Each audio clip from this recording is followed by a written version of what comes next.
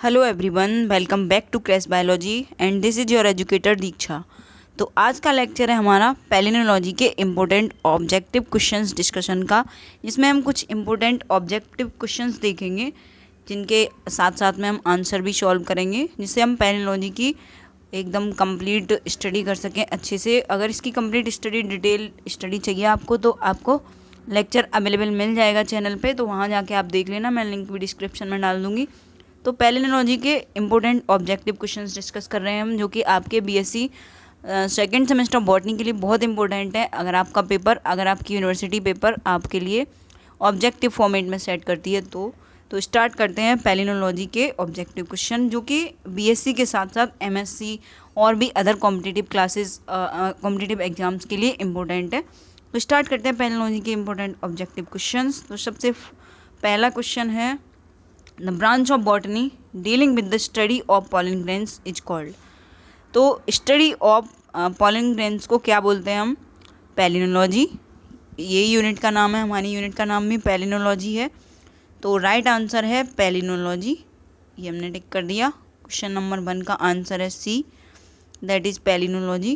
Question number 2, father of palynology. तो palynology के father यानी कि जिन्होंने बहुत ज़्यादा और पायोनियर वर्क किया है पैलिनोलॉजी में, वो कौन थे? तो वो थे एडिटमैन, इनका नाम था एडिटमैन। फादर ऑफ पैलिनोलॉजी एडिटमैन को बोला जाता है। तो question number 2 complete. Next question number 3, ये पॉलन के स्ट्रक्चर से रिलेटेड है। तो पॉलन के स्ट्रक्चर में जो आउटर वॉल लेयर होती है उसको क्या बोलते हैं? तो क्वेश्चन हमारा है, outer wall layer of pollen grains उसको क्या कहते हैं? Intine, exine, tectum, baculum. इनमें से क्या है? तो आउटर जो लेयर है, outermost layer of the pollen, उसको बोलते हैं exine. Right answer is exine.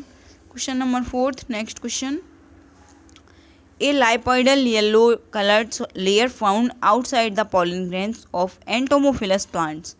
तो एक लाइपोइडल मतलब लिपिड का बना हुआ लिक्विड, और वो येलो कलर का लिक्विड होता है जो कि पॉलन ग्रेन के आउटसाइड में पाया जाता है। और ऐसे पॉलन ग्रेन्स जो कि एंटोमोफिलस प्लांट्स में मिलते हैं, उन पॉलन ग्रेन्स को, उस सब्सटेंस को क्या बोलते हैं हम?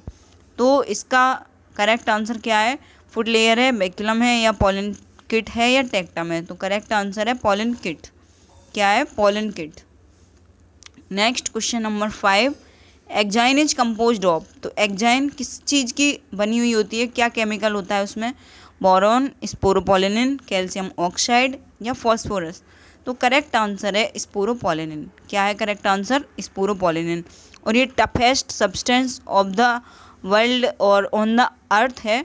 ये कभी भी, इसको कोई भी चीज़ वो ख़त्म नहीं कर सकती है, इसी की वजह से पॉलन प्रिजर्व रहते हैं कई सालों तक।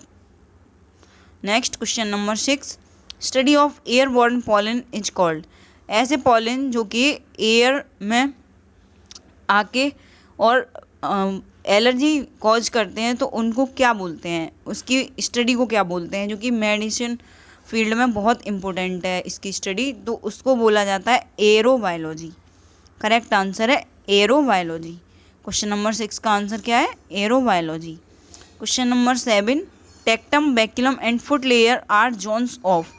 तो किस लेयर की जोन्स हैं ये किस लेयर में पाई जाती हैं? अगर आपने स्ट्रक्चर अच्छे से पढ़ा होगा पॉलन ग्रेन का, तो आपको ये सारी लेयर्स देखने को मिली हुई होंगी। और ये किस में होती हैं? एक्टा एग्जाइन में, एंड एग्जाइन में, प्राइम एग्जाइन में, या इंटाइन में? तो करेक्ट आंसर है एंड एग्जाइन में। तो टेक्टम, बैक्यूलम और फुट लेयर किस में मिलती हैं? किस चीज़ की जोन्स हैं ये? तो ये हैं एंड एग्जाइन की जोन्स। ठीक है, करेक्ट आंसर है एंड एग्जाइन, जो कि पार्ट होता है किसका? एग्जाइन का। 2 पार्ट्स होते हैं, एक्ट एग्जाइन और and exine. Next question number है 8, इंटाइन इज कंपोज्ड ऑफ। जैसे हमने देखा था एग्जाइन किस चीज़ की बनी हुई थी? स्पोरोपोलिनिन की। तो इस तरह से इंटाइन का हमें कंपोजिशन बताना है, केमिकल कंपोजिशन, कि इंटाइन किस चीज़ की बनी है।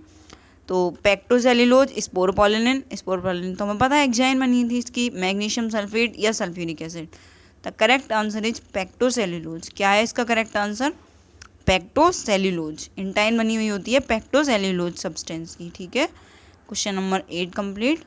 Next question number 9, study of pollen that is found in different types of honey. तो वो ऐसे पॉलिन्स की स्टडी जो डिफरेंट टाइप्स के हनी में मिलती है, उन पॉलिन की स्टडी को क्या बोलते हैं? जब हनी में पाए जाएंगे पॉलिन तो उनकी स्टडी को क्या बोलेंगे हम? तो फॉरेंसिक पैलिनोलॉजी, पैलियोपैलिनोलॉजी या मेलिटोपैलिनोलॉजी या एयरोबायोलॉजी। तो इसका करेक्ट आंसर है मेलिटोपैलिनोलॉजी। क्या है इसका आंसर? मेलिटोपैलिनोलॉजी। तो ये सारी स्टडीज़ बहुत इंपॉर्टेंट है इस वाली यूनिट में, तो आप प्लीज़ अच्छे से याद रखना। जो भी जिस चीज़ की स्टडी आपको पूछी जाए उसी पे करेक्ट टिक लगाना। Palaeopalynology, next question number 10, palaeopalynology is, तो क्या होती है palaeopalynology? Study of fossil pollens, study of airborne pollen, study of pollen grains in honey या study of pollen grains in water. तो इसका करेक्ट आंसर है study of fossil pollens. जो भी फॉसिल्स हैं, पुराने प्लांट्स हैं, उनके जो पुराने फॉसिल्स हैं, फॉसिल बन चुके हैं पॉलिन, उनकी स्टडी को हम क्या बोलते हैं? उनकी स्टडी को बोला जाता है पैलियोपैलिनोलॉजी। आपने पैलियोबॉटनी पढ़ी होगी, पैलियोंटोलॉजी पढ़ी होगी जिसमें स्टडी ऑफ फॉसिल होता है, तो इसी तरह से पैलियोपैलिनोलॉजी क्या होता है? Study of fossil pollens. तो जो कई हज़ारों साल पहले के पॉलिन्स डले हुए हैं, वो फॉसिल बन चुके हैं, उनकी स्टडी जब हम करते हैं तो हमें कई सारी बातें पता चलती हैं आज के प्लांट्स के बारे में, एवोल्यूशन के बारे में, तो इसलिए उसकी स्टडी भी इम्पोर्टेंट है। तो उसकी स्टडी को बोला जाता है पैलियोपैलिनोलॉजी। तो ये कुछ इंपॉर्टेंट क्वेश्चंस थे मैंने डिस्कस किए। अगर आपको ये सेशन पसंद आए तो प्लीज़ शेयर करना और let me know in the comment section that you like this session. So please like, share, comment and subscribe. Thanks for watching.